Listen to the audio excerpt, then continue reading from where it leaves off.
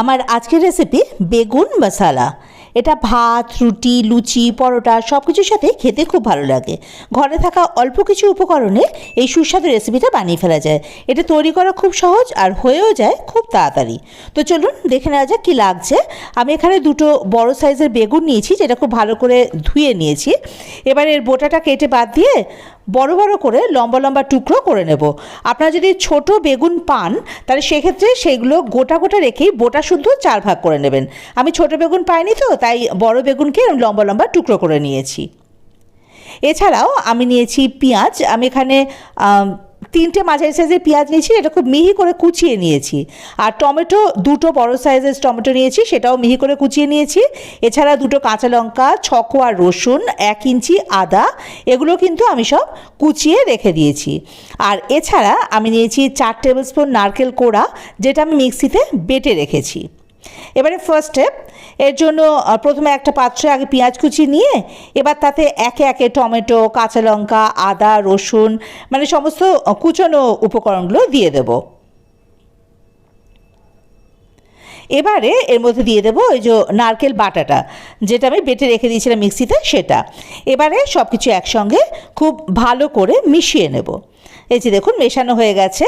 এবারে এর থেকে অর্ধেকটা আমি সরিয়ে রেখে দেব, আর অর্ধেকটা যে বেগুনটা আমি ধুয়ে কেটে রেখেছিলাম এই বেগুনের মধ্যে দিয়ে দেবো, মানে অর্ধেক মশলাটা। আর অর্ধেকটা কিন্তু সরিয়ে রেখে দেবো, পরে কাজে দেবে।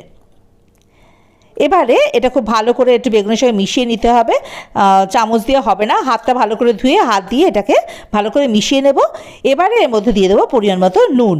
আমি এখানে 1.5 টিস্পুন মতো নুন দিলাম, আর হলুদ এখানে দিয়েছি 1 টিস্পুন। এবারে এর মধ্যে দেবো রিফাইন্ড অয়েল 1 টেবিল স্পুন, মানে সাদা তেল আর কি। সাদা তেল দিলে হবে কি, সব মশলাটা বেগুনের গায়ে খুব ভালোভাবে মাখা হয়ে যাবে, মানে খুব সুন্দর একটা কোট হয়ে যাবে বেগুনের গায়ে। এবারে খুব ভালোভাবে একসঙ্গে সব মাখিয়ে নেব। এই যে দেখুন সব মাখা হয়ে গেছে। এবার রান্নাটা শুরু করার পালা। এই জন্য ওখানে কড়াই বসিয়ে তাতে দিয়ে দিলাম 100 মিলিলিটার মতো সর্ষের তেল। একটু বেশি লাগবে তেলের পরিমাণটা, কারণ বেগুন আমি বেশি নিয়েছি। আপনারা যেরকম পরিমাণ নেবেন বেগুন, সেই অনুপাতে কিন্তু তেলটা কম বেশি নেবেন। এবার সর্ষের তেলটা যখন গরম হয়ে যাবে, মানে কাঁচা গন্ধটা তেলের যখন চলে যাবে, তখন ওই যে অর্ধেকটা কুচানো মশলা সরিয়ে রেখেছিলাম সেই মশলাটা এর মধ্যে দিয়ে দেবো। কোনো ফোড়ন কিন্তু দেব না। মিনিট খানেক একটু ভাজা ভাজা করে নিয়ে এবারে এর মধ্যে দিয়ে দেবো আমি নুন পরিমাণ মতো, আর দেবো হলুদ। আমি এখানে গ্রেভির জন্য দিচ্ছি কিন্তু, কারণ এমনিতে বেগুনে নুন মাখানোই আছে। আর দেবো কাশ্মীরি লঙ্কার গুঁড়ো, এতে কালারটা খুব সুন্দর আসবে। এতে আমি এই 1 টিস্পুন নুন দিয়েছি, 1/2 টিস্পুন হলুদ দিয়েছি। এবার দেখুন দিয়ে দেবো মিষ্টি। এখানে আমি চিনি দিয়েছি 2 টিস্পুন মতো। চিনিটা আপনারা যে যেরকম খান আর কি, নুন চিনি দুটোই সেই অনুপাতে দেবেন। তবে নিরামিষ রান্নাগুলোতে কিন্তু একটু চিনি না দিলে ঠিক সেই টেস্টটা আসে না। এবার একটু ভালো করে কষিয়ে নিতে হবে, মানে বেশ ভাজা ভাজা করে নিতে হবে। এই যে দেখুন মিনিট 5 ধরে খুব ভালোভাবে কিন্তু এই মশলাটাকে আমি কষিয়ে নিয়েছি।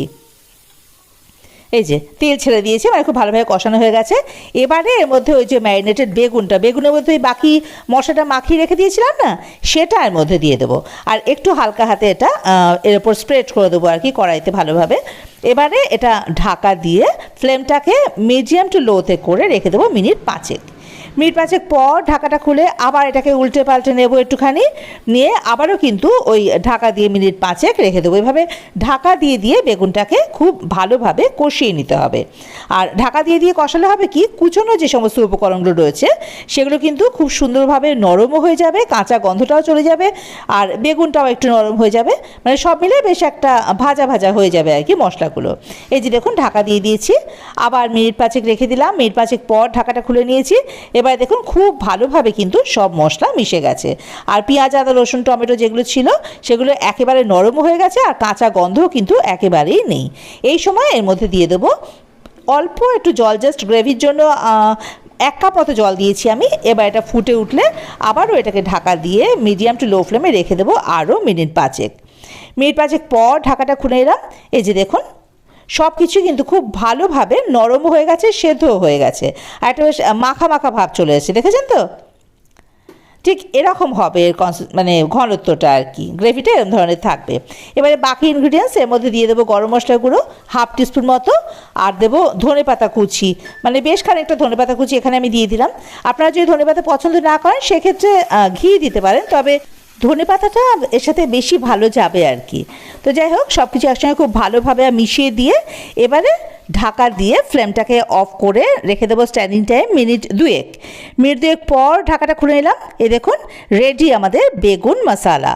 এই গ্রেভিটা দেখেছেন তো কি সুন্দর হয়েছে, খুব ভালো হয় এটা খেতেও। আর কোনো মশলা তো এর জন্য লাগে না, মানে ধনে জিরে গুঁড়ো বা লঙ্কার গুঁড়ো আলাদা করে এই সমস্ত মশলার প্রয়োজন হয় না, কিন্তু খেতে ভীষণ ভালো লাগে। ওই যে বললাম আগে, এটা রুটি, লুচি, পরোটা, ভাত সব কিছুর সঙ্গে কিন্তু খুব ভালো যায়। তো এবার এটা সার্ভিং বলে নামিয়ে রাখার পালা। আপনারা অবশ্যই বাড়িতে এই রেসিপিটা একবার ট্রাই করবেন, আর কেমন লাগলো আমাকে কিন্তু কমেন্ট বক্সে জানাতে ভুলবেন না। যদি রেসিপিটা ভালো লাগে তাহলে অবশ্যই আমার চ্যানেলটা সাবস্ক্রাইব করে আমার পাশে থাকার অনুরোধ রইল, আর বেল আইকনটা প্রেস করে পাশে অল বাটনটা একটু ক্লিক করে দেবেন, তাতে করে আমি কোনো নতুন রান্না আপলোড করলে তার নোটিফিকেশানটা আপনাদের কাছে খুব সহজে পৌঁছে যাবে।